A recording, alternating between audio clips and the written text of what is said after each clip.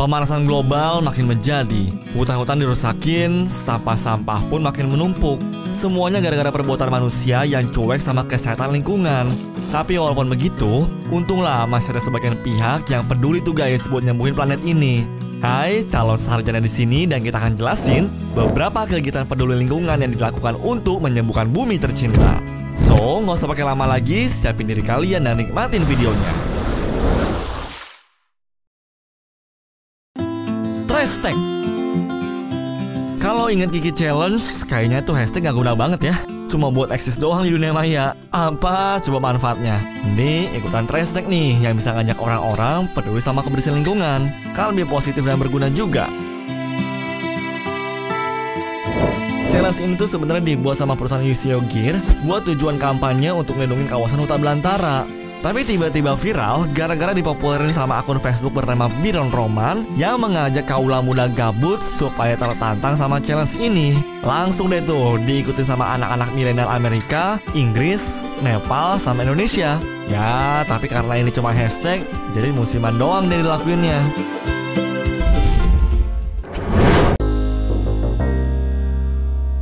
Jadi gini guys, pernah ada satu event charity buat ngebantu para tunawisma yang dilakukan dengan cara bergandengan tangan oleh 6,5 juta penduduk Amerika Serikat selama 15 menit. Charity ini berasal dari gagasan seorang musisi bernama Ken Kragen, ya dengan harapan supaya bisa menaikkan kepedulian sama para tunawisma yang ada di Amerika Serikat. Nah, saking gedenya event charity ini, acaranya tuh harus dikoordinasi sama 400 panitia yang dimulai dari Manhattan, Washington DC, bahkan sampai ke Arizona dengan rata-rata sumbangan $10 tiap kepala. Presiden Amerika saat itu, Ronald Reagan, juga ikutan loh pegangan tangan. Aksi charity ini pun berhasil ngumpulin dana sebanyak $15 juta yang bakal dibagiin buat ngebantu orang-orang kurang beruntung di sana. Pada solidnya orang Amerika sono sampai gandengan tangan loh dari ujung ke ujung buat ngebantu sesama. Salut. Ice Bucket Challenge.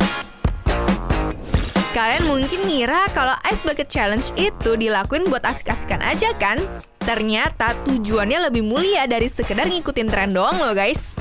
Challenge ini dibuat untuk kegiatan charity para pengidap ALS, penyakit yang bisa bikin otot rapuh dan mati rasa. Gak disangka-sangka, challenge-nya bisa ngumpulin biaya charity sampai 220 juta rupiah. Dananya langsung dipakai tuh buat ngebiayain riset penyakit sampai hasil penelitiannya berhasil dengan cepat. Kurang dari setahun, ALS Association berhasil nemuin protein buatan yang bisa ngelambatin penyebaran penyakit ALS di otot pengidapnya. Tapi pada penasaran kan, kenapa sih harus pakai acara jatuhin es ke kepala? Jawabannya, supaya orang yang ngelakuin challenge itu bisa ikut ngerasain sensasi otot tegang akibat es yang dingin, layaknya penderita penyakit ALS. Nah loh, makanya tahu dulu ya tujuan challenge-nya tuh buat apa? Jangan cuma ikut-ikutan doang. Great Green Wall. Kalau udah ngeliat hutan dirusak begini, rasanya tuh sedih banget deh. Apalagi di Indonesia. Banyak banget tuh orang sembarangan bakar hutan cuma demi kepentingan bisnis. Padahal nih guys, di Afrika sana aja ya, orang-orang tuh udah bikin program penghijauan bernama Great Green Wall, di mana mereka nanamin pohon dari negara Djibouti sampai ke negara Senegal. Tujuan program itu dibuat ya karena mereka tuh nggak seberuntung kita yang di Indonesia. Sebagian besar lahan di sana tuh kena dampak desertifikasi yang bikin tanah subur berubah jadi gurun kering. Selain untuk ngejaga lingkungan, program GGW ini udah nyediain 10 juta lapangan pekerjaan, peluang ekonomi yang bagus, dan juga keamanan pangan buat jutaan orang di sana. Seharusnya kita bisa belajar ya dari program Great Green Wall mereka itu. Jangan mentang-mentang punya tanah yang subur, kita jadi nggak peduli lagi sama pelestarian lingkungan, oke?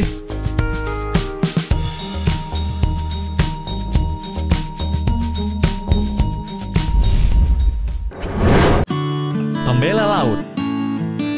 Kalau lu pada suka mancing di laut, gua saranin hati-hati deh, jangan sampai ngerusak ekosistemnya. Ntar yang ada disamperin tuh sama Sea Shepherd. Masih untung kalau yang datang itu cuma 1 kapal doang. Soalnya masih ada 11 kapal tuh guys di armada Sea Shepherd yang siap ngelawan illegal fishing. Lewat pimpinan Paul Watson, Sea Shepherd tuh udah ngelawan illegal fishing dan perburuan paus sejak tahun 1977. Gara-gara taktik yang ekstrim kayak operasi militer, beberapa negara tuh jadi ngecap mereka sebagai teroris guys. Cuma ya Indonesia enggak. Soalnya tahun 2016 lalu, mantan Menteri Kelautan dan juga Perikanan Susi Pujiastuti pernah kerja sama bareng Sea Shepherd buat tangkap dan juga ngancurin kapal Viking penjara ikan. Jadi gimana guys kalau dari penjelasan tadi? Pantes gak nih kalau Sea Shepherd tuh dibilang teroris kalau tujuannya tuh buat ngejaga hewan dan juga lingkungan? Sedotan pasta. Kalau tadi di Bali ada larangan sedotan plastik, mungkin sedotan yang ini bisa jadi alternatifnya guys. Perkenalkan, Strudels, inovasi sedotan ramah lingkungan. Dengan sedotan yang terbuat dari pasta ini, kita nggak bakal khawatir lagi tuh untuk mencemari lingkungan atau bahaya kesehatan dari plastik daur ulang. Soalnya sedotan Strudels ini bisa bertahan selama 1 jam dalam minuman dingin. Tapi ya ada kekurangannya sih. Ini sedotan tuh nggak bisa dipakai buat air panas. Yang ada nanti bisa jadi minumannya tuh rasa pasta deh. Gubernur Bali. Ini sih salah satu contoh pemimpin daerah panutan aku, Gubernur Bali, Bapak Iwayan Koster. Mungkin semua daerah juga punya fokus yang sama soal kebersihan lingkungan. Tapi cuma beliau ini sih yang paling tegas ngelarang penggunaan kantong plastik, styrofoam, sama sedotan plastik di Pulau Dewata sana. Terhitung sejak tahun 2018, Bapak Wayan Koster udah ngebuat kebijakan sampah plastik ini sebagai prioritas utamanya yang dimasukin ke dalam Pergub 97 tahun 2018. Sempat ada gugatan dari pihak ADUP soal larangan ini, tapi langsung ditolak sama pihak Mahkamah Agung dan peraturan gubernur ini pun sah buat dilaksanakan guys. Sampai pada bulan Juli 2019, penggunaan plastik jelas berkurang sebanyak 40%. Wow, hasil yang fantastis sih ya menurut aku. Coba aja semua daerah di Indo ngikutin kebijakan Pak Wayan ini. Fix, pencemaran sampah plastik berkurang drastis deh. Ethiopia hijau.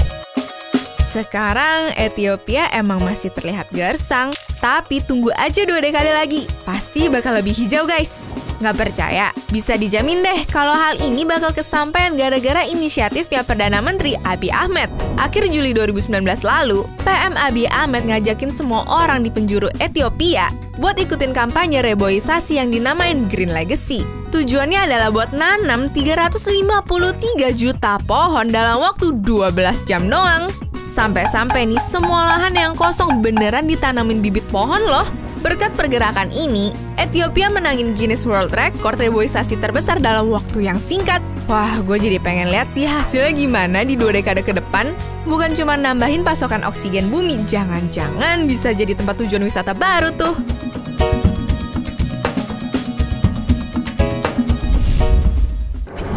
Kepala kalian pusing gara-gara kebanyakan nonton YouTube? Aku ada produk terbaru loh. Coba deh kalian pakai obat. Tar dulu, kalian masih mau nge-skip kan?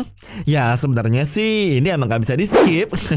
Cuma mau ingetin aja buat jangan lupa klik like dan subscribe ya. Oke? Anti naik pesawat. Gak cuma mobil doang, ternyata pesawat juga jadi sumber emisi gas karbon guys. Makanya beberapa rakyat Swedia mulai ngelakuin gerakan yang disebut Flixcam. Dimulai dari atlet Björn Ferry dan dibikin viral sama Malena Emman, Flixcam adalah gerakan yang ngajak orang-orang untuk nggak naik pesawat. Awalnya sih orang emang pada ragu ya, tapi setelah bener-bener dikampanyein, mulai banyak orang deh yang ikutan. Tapi yang bikin kagetnya tuh di tahun 2019 guys. Soalnya udah hampir 100.000 orang di Swedia loh yang bener-bener ngelakuin hal ini. Bahkan gerakan ini udah mulai nyebar juga kok ke negara-negara barat lainnya. Kalau Indonesia ada gerakan kayak gini, dampaknya gimana ya?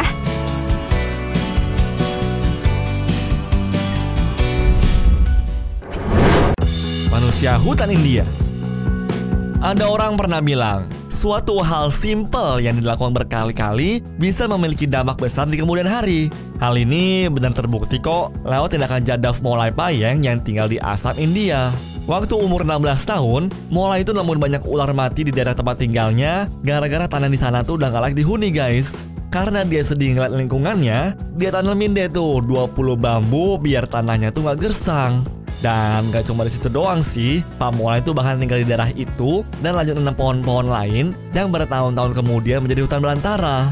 Sekarang hutan Molay sih udah seluas 550 hektar tuh dan menjadi tempat tinggal untuk berbagai macam hewan. Berarti ya kalau dipikir-pikir luasnya tuh udah hampir 2 kali lipatnya Central Park New York loh. Wah, inspirasinya Mr. Beast nih. Anyways, cukup sampai di sini ya guys video hari ini. Sampai jumpa di video selanjutnya. Dah.